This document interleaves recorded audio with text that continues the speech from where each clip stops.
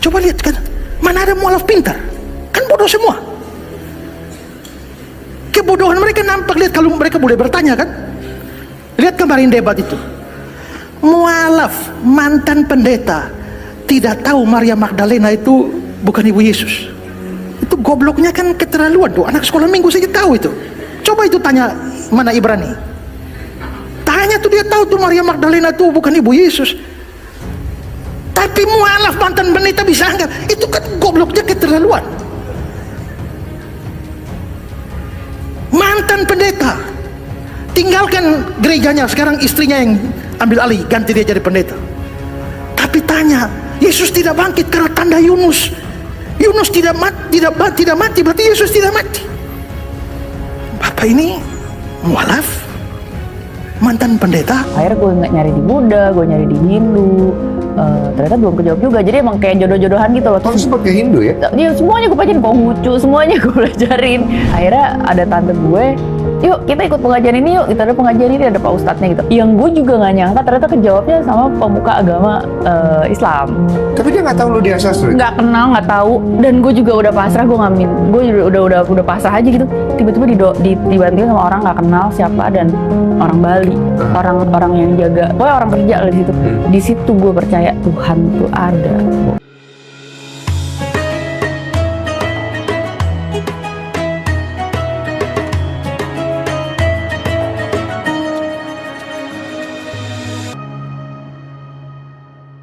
Coba lihat kan, mana ada mualaf pintar? Kan bodoh semua. Kebodohan mereka nampak, lihat kalau mereka boleh bertanya kan. Lihat kemarin debat itu. Mualaf mantan pendeta tidak tahu Maria Magdalena itu bukan ibu Yesus. Itu gobloknya kan keterlaluan tuh. Anak sekolah minggu saja tahu itu. Coba itu tanya mana Ibrani. Tanya tuh, dia tahu tuh Maria Magdalena itu bukan ibu Yesus. Tapi mualaf mantan pendeta bisa anggap itu kan gobloknya keterlaluan.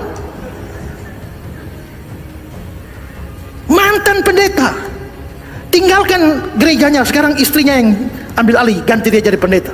Mungkin sebagian dari saudara ada yang udah pernah dengar kesaksian saya, atau mungkin belum ada yang pernah dengar, atau juga ada yang udah banyak tahu tentang cerita saya sama suami saya.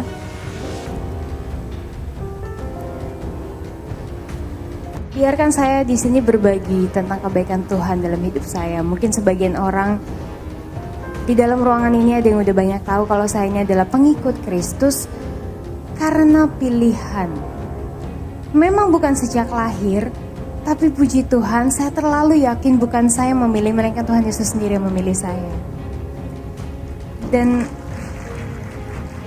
saudara, pada saat saya menjadi pengikut Kristus, saya langsung dihadapin masalah tuh di depan. Kenapa? Karena ternyata melalui masalah-masalah itu saya jadi mengerti betul apa itu namanya penyertaan Tuhan. Dan saudara, kalau saya jadi pengikut Kristus karena orang lain, atau mungkin karena suami saya, atau karena siapapun itu, ujung-ujungnya saya pasti akan kecewa.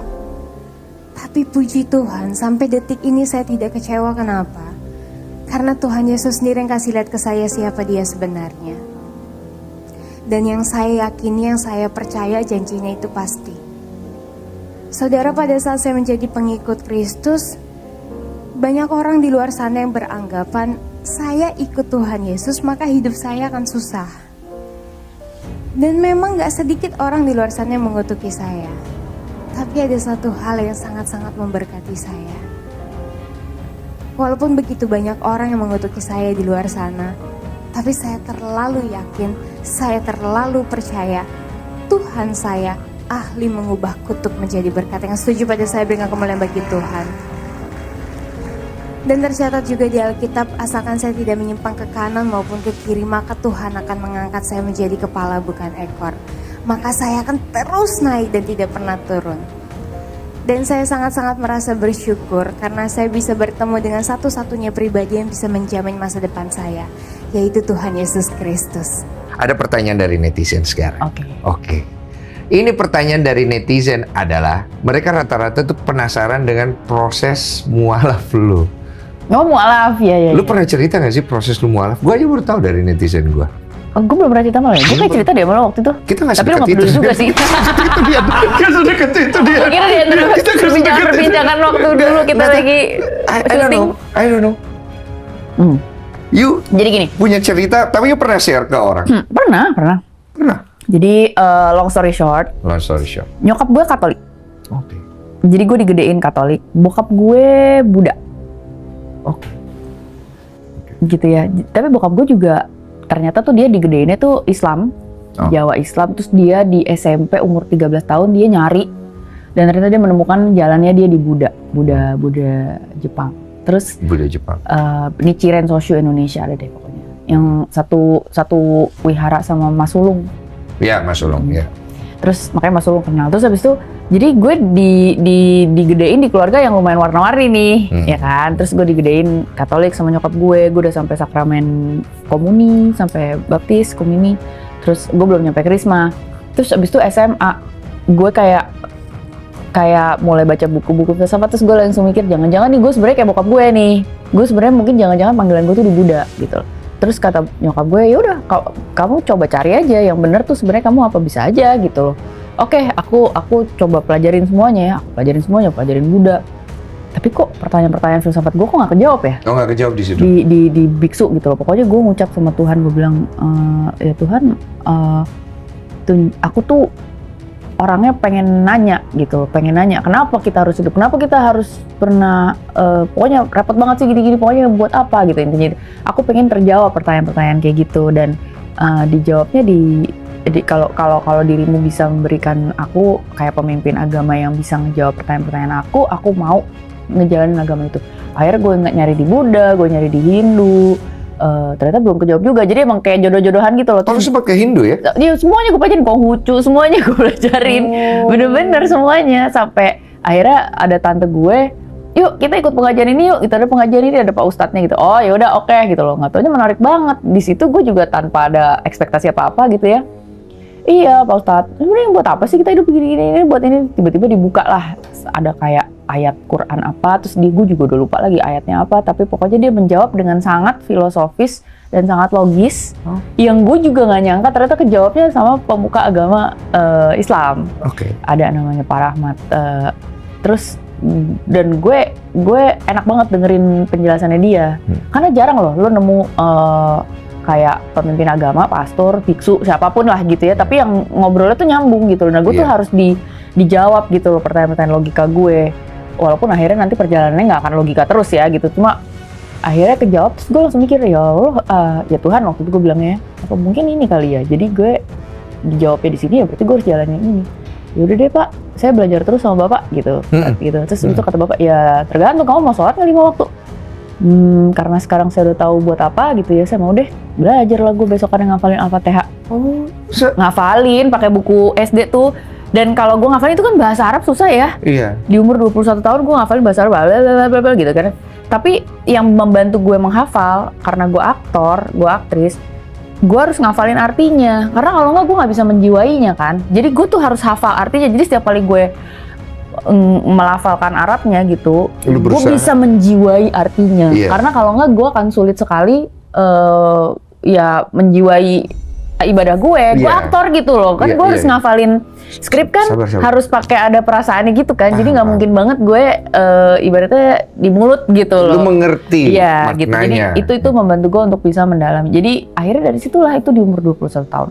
Kenapa lu memilih dengan cara berpikir lu yang cukup kompleks ini ya, dengan banyak pertanyaan, kenapa lu memilih beragama? Nah itu pertanyaannya. Nggak tahu ya, gue tuh termasuk orang yang justru dengan cara pikir filsafat yang berlapis dan argumentatif banget, gue tuh kayak malah di ketemuinnya tuh justru intinya adalah ke Tuhan gitu loh. Maksudnya ya ngebawa lu semua ke situ. Iya, intinya tuh kita tuh harus punya faith gitu. Dan faith itu intinya adalah kebenaran, dan kebenaran tunggal itu adalah itu gitu loh.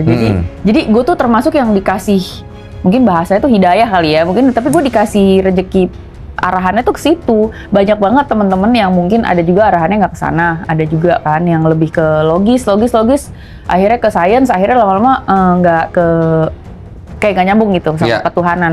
Tapi gue ternyata malah masuknya ke ketuhanan gitu loh. Itu kan lama-lama nanti ke spiritualis, dia akan masuk lebih dalam tuh dari agama itu. Cuma kan biasanya kita berangkat itu dari keresahan dulu. Keresahan-keresahan, titik lemah kita, titik terpuruk. Nah, saudara-saudara seiman semua, baru-baru ini dalam podcast bersama Denny Sumargo, aktris Dian Sastrowardoyo berbagi tentang perjalanan spiritualnya hingga memutuskan menjadi mualaf pada usia 21 tahun. Dian menceritakan bahwa ia dibesarkan dalam keluarga dengan latar belakang agama yang beragam, di mana ibunya beragama Katolik dan ayahnya Buddha. Pencariannya akan kebenaran membawanya untuk mempelajari berbagai agama sebelum akhirnya memilih Islam sebagai keyakinannya. Dian juga menekankan bahwa keputusan tersebut diambil berdasarkan proses panjang yang penuh dengan refleksi dan pencarian makna hidup. Ia menjelaskan bahwa dalam perjalanannya, ia tidak serta-merta memilih Islam tanpa dasar, melainkan dengan pemahaman yang matang dan keyakinan yang kuat. Di sisi lain, Pendeta Esra Soru telah beberapa kali mengeluarkan pernyataan kontroversial yang menyebut para mualaf sebagai bodoh. Pernyataan ini dapat ditemukan dalam beberapa video di kanal YouTube-nya dan telah menuai pro dan kontra di kalangan masyarakat. Dalam diskusi mengenai keyakinan dan agama, sangat penting untuk menjaga rasa hormat dan menghindari generalisasi yang dapat menyinggung pihak lain. Setiap individu memiliki hak untuk memilih dan menjalani keyakinannya masing-masing tanpa mendapatkan stigma negatif dari orang lain. Keberagaman dalam keyakinan seharusnya menjadi jembatan untuk saling memahami, bukan pemicu perpecahan atau pertentangan yang tidak sehat. Nah, saudara seiman semua, itulah pembahasan kali ini. Semoga apa yang disampaikan bisa memberikan kita manfaat dan pelajaran baru untuk kita semua. Jangan lupa untuk like, comment, and subscribe, supaya kalian tidak ketinggalan info terbaru dari Dakwah Official. Sekian video kali ini, sampai jumpa di video berikutnya. Wassalamualaikum warahmatullahi wabarakatuh.